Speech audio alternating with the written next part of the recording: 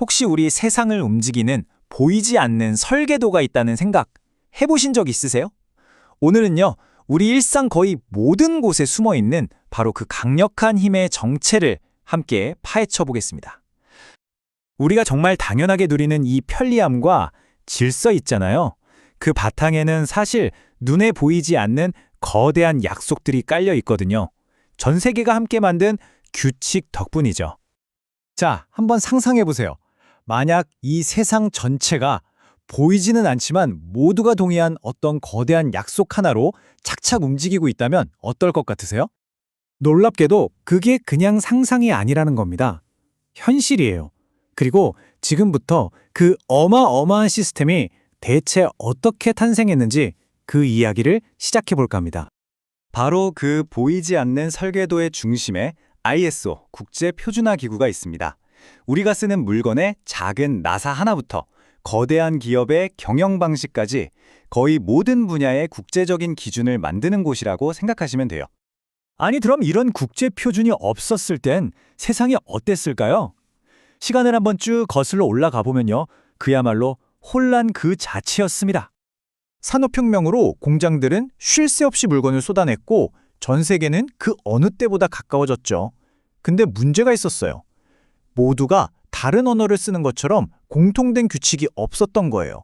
결국 이 엄청난 발전은 심각한 마찰과 비효율이라는 벽에 부딪히고 말았습니다.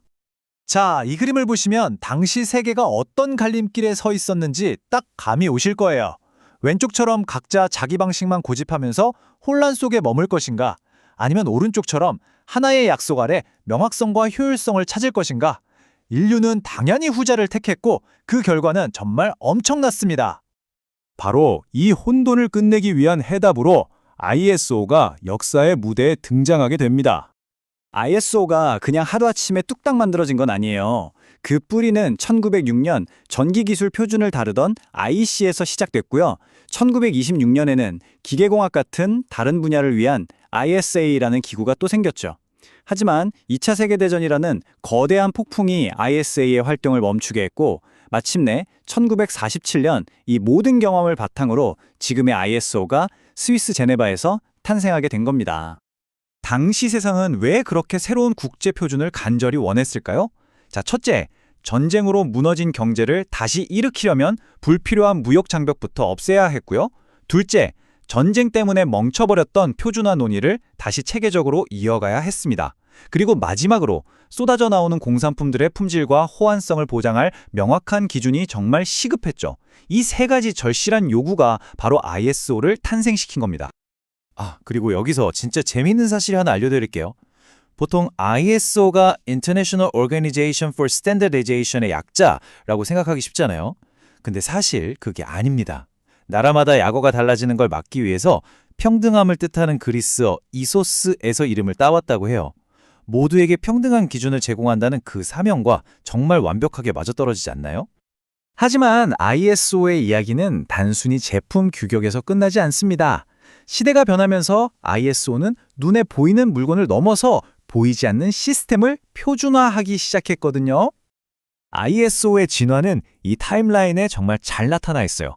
그 시작은 1987년, 어떻게 하면 좋은 물건을 만들까를 고민한 품질경영 표준 ISO 9000이었습니다. 그러다 1996년에는 어떻게 환경을 지키며 성장할까라는 질문에 답하는 환경경영 ISO 14000이 나왔고요. 2000년대 들어서는 디지털 시대의 핵심인 정보보안 표준이, 그리고 지금은 안전, 부패 방지, ESG처럼 더 나은 사회를 위한 원칙들로 그 영역을 계속해서 넓혀가고 있습니다.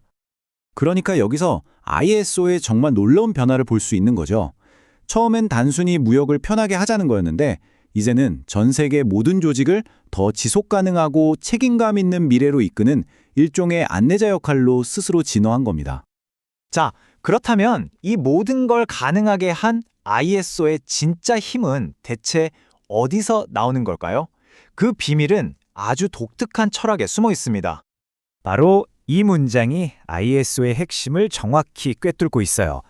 놀랍게도 ISO 표준은 법이 아닙니다. 그래서 안 지켜도 처벌받지 않아요.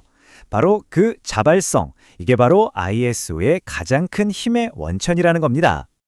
그러니까 ISO의 힘은 이거 꼭 해야만 해라는 강제력이 아니라는 거죠. 이렇게 하는 게 더 나아라는 전 세계적인 공감대와 자발적인 약속에서 나오는 겁니다. 누가 시켜서 마지못해 하는 것과는 비교할 수 없는 훨씬 더 창의적이고 강력한 힘이죠. 오늘 이야기의 마지막, 여러분께 이 질문을 던지면서 마무리하겠습니다. 기후변화나 디지털 전환처럼 인류가 함께 풀어야 할 거대한 숙제들 앞에서 과연 이런 자발적인 합의 모델이 우리가 가진 가장 강력한 해법이 될 수 있을까요?